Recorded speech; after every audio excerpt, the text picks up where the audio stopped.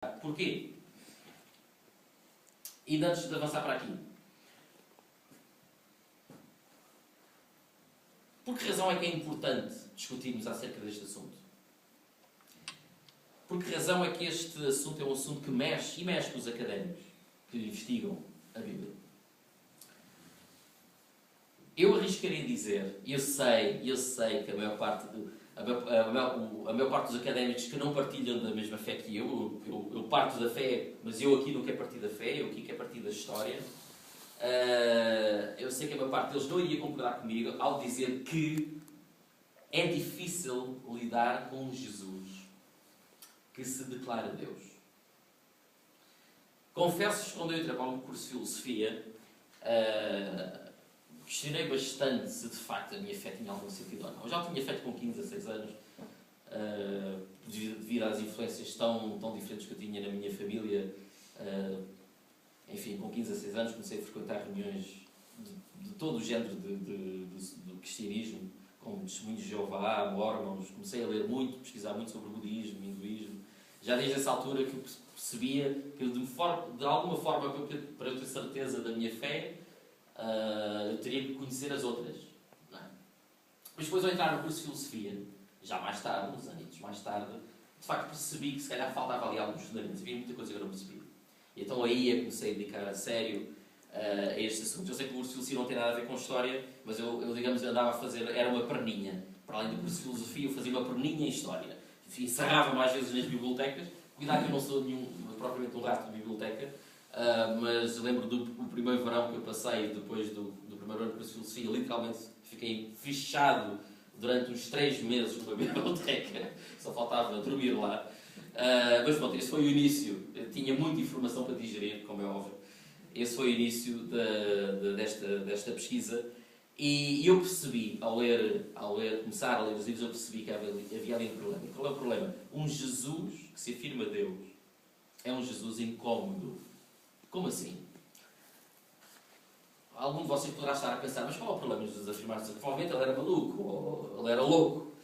O problema está aí. Não sei até que ponto é que vocês estão familiarizados com a leitura dos Evangelhos ou não, mas quem lê os Evangelhos, quem de facto é confrontado com os Evangelhos e com o Jesus dos Evangelhos, não consegue dizer que Jesus é louco. E reparem, eu não estou a falar a partir da fé, confesso-vos. Aliás, eu até tenho aqui uma citação de um autor, que é Karl Jaspers, é um filósofo alemão.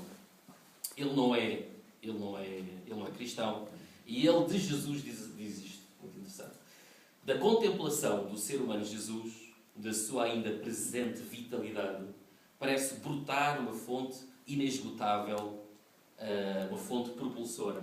Quem conseguir lê-lo nos Evangelhos e permanecer tranquilo de espírito, permanecer contente com a sua existência pessoal, acorrentado à sua ordem, é porque é cego. Volto a repetir, acho que uma frase extraordinária que há, aliás, quem conseguir lê-lo, Jesus Cristo, nos Evangelhos, e permanecer tranquilo de espírito, contente com a sua existência pessoal, acorrentado à sua ordem, é porque é cego.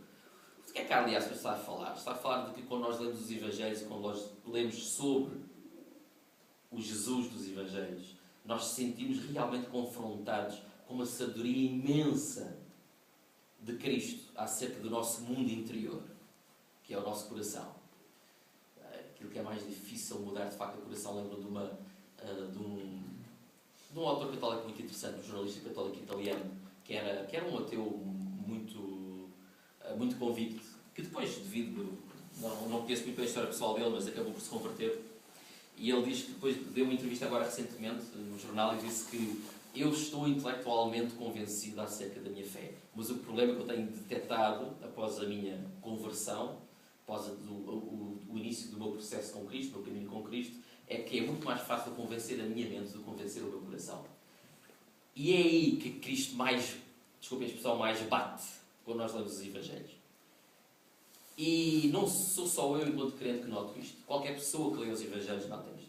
E por isso é que é difícil a tese de um Jesus que nos influencia tanto na nossa forma de viver, que nos diz tanto acerca realmente daquilo que são simultaneamente os nossos desejos, esperanças, mas também aquilo que há de profundamente poluído na nossa alma, um Jesus que fala e que, entre aspas, ataca as duas coisas, é difícil nós dizermos deste Jesus que é louco, porque de facto não é isso que nós conseguimos ver nos Evangelhos. Então, a tese de um Jesus que se diz Deus é incómoda por isso mesmo. O que é que eu vou dizer? O que é que vocês diriam do vizinho vosso? Que vocês achariam que é excelente pessoa. A melhor pessoa que vocês alguma vez já tinham conhecido. Uma pessoa que quer falar com vocês até que é capaz de mudar a vida pelas coisas profundas que diz. E depois de repente chegasse ao pé de vocês e dissesse assim: já agora, eu sou Deus. Digamos, era difícil lidar com este vizinho.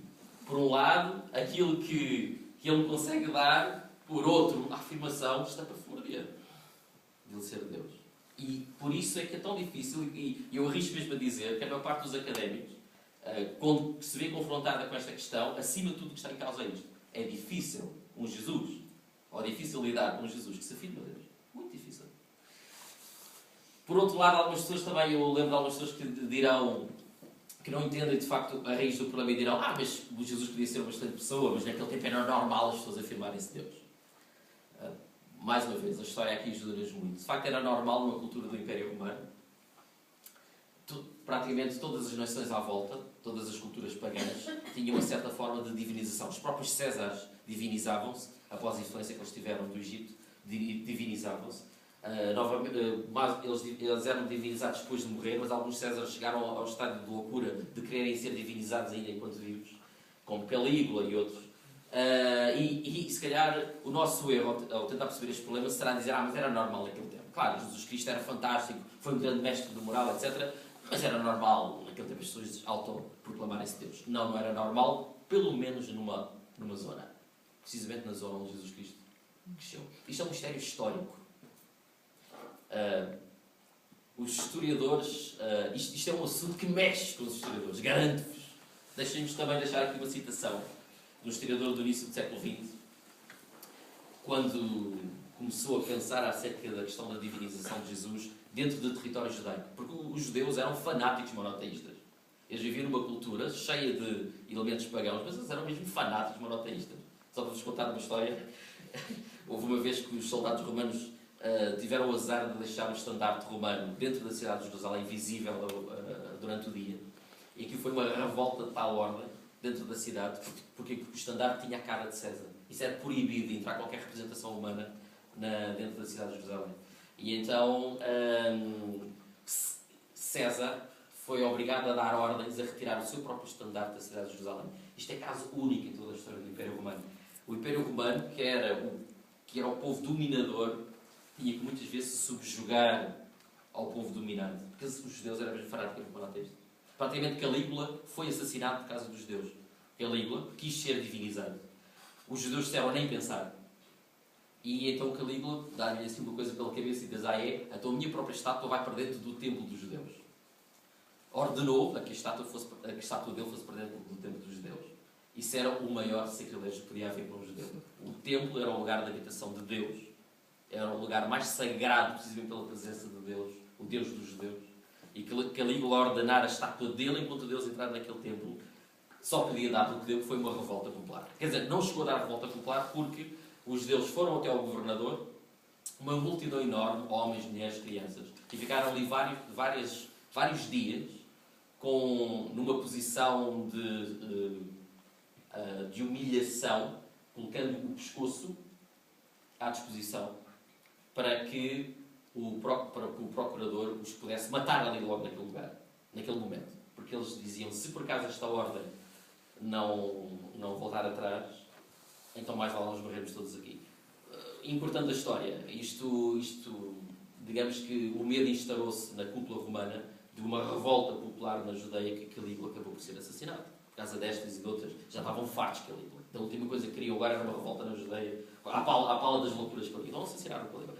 Tudo isto à pala de um povo fanaticamente monoteísta. Ora, é exatamente aqui que Cristo nasce e vive e cresce. É num povo que afirma: é impossível pensarmos num homem divino. É exatamente aqui, nesta cultura, que Cristo vai emergir. E é por causa disso que diz Paulo Luís Conchou, um historiador, que diz o seguinte: como é que o obscuro mestre se transformou em filho de Deus objeto inexaurível do culto e da teologia cristã. Encontramos fora dos caminhos abertos pela história. Faltam as analogias. O cristianismo é um incrível absurdo e o mais bizarro dos milagres. Em muitas zonas do Império, divinizar uma criatura particular podia ser uma coisa muito simples. Mas numa nação, ao menos, isto era completamente impossível entre os judeus. Muito interessante. Portanto, é um dilema, de facto, que temos aqui dentro de nós. É difícil lidar com Jesus que se afirma Deus. É muito mais fácil lidar com Jesus que, sendo um excelente mestre da moral, nós hoje ainda temos parte da nossa moral baseada nos ensinos desta pessoa, que viveu há 2000 anos atrás.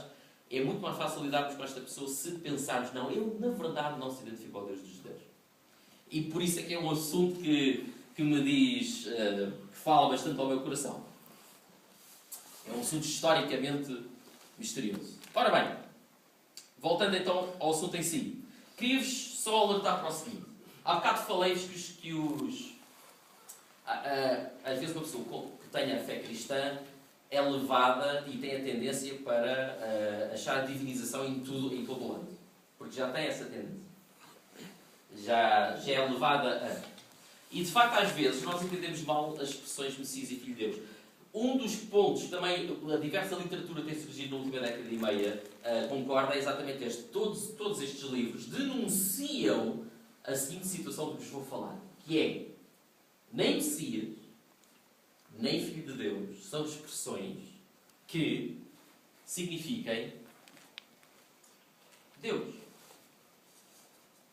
Quando nós vemos nos Evangelhos a expressão Messias, naquele momento específico, não está a haver nenhuma identificação entre Jesus e Deus.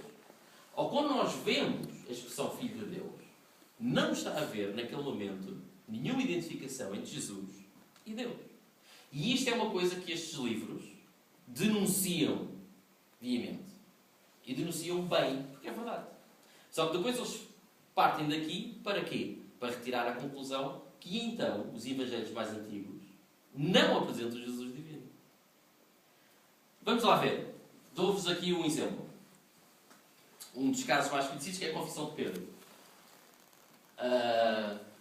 E que está no Evangelho de Mateus. Quem diz os homens que eu sou? Pergunta Jesus. E Pedro responde: Tu és o Messias, o Filho do Deus vivo. E Jesus clamou: Feliz de ti, Simão, filho de Jonas, porque não foi o entendimento humano que te revelou isso, mas o meu Pai que está nos céus. Má interpretação, boa interpretação. Má interpretação. Pedro está a identificar Jesus Cristo a Deus. Não. As expressões Messias, que se quer dizer o quê? O ungido, aquele que virá. Os judeus nunca, de maneira alguma, pensavam que o Messias pudesse ser Deus. Ou a encarnação de Deus. O Messias seria um homem com uma espécie de procuração especial de Deus, que acabaria por trazer a libertação do povo de Israel. Como, naquele caso, eles viam o Messias como um setor muito político. Havia várias versões de Messias, várias entre os judeus, várias, mas aquela que mais se evidenciava era a versão do Messias político. A ideia de que o Messias iria derrotar o Império Romano e libertar o povo de Israel do seu cativeiro. Cativeiro na sua própria terra. Portanto, era uma situação complicada que eles estavam. Mas Messias, para os judeus, nunca era entendido como Deus. Quando Pedro está a dizer tu és o Messias, ele está a dizer tu és aquilo que nós esperamos. Tu és aquilo em relação às quais as profecias anunciam a sua vida. Ele não está a dizer que Jesus é Deus. Também quando diz o Filho de Deus vivo, ele não está a dizer que Jesus é Deus. O que era Filho de Deus naquele tempo? Filho de Deus significa, por exemplo, esta tradição começou com o rei Davi. Quando o rei era colocado na sua... era entronizado, era levado ao seu trono. Quando o rei era levado ao seu trono, havia toda uma cerimónia, como o derrame do óleo, por aí fora. E, a partir desse momento, por causa de Salmos 1:7, agora não estou a precisar, Deus fala com Davi e diz: a partir de agora tu és o meu filho e eu sou o teu pai. A partir deste momento foi tradição tratar os reis de Israel como filhos de Deus. Isto é, era uma relação especial, era um cargo especial que exigia uma relação especial entre Deus e esse mesmo rei. Os reis de Israel eram filhos de Deus.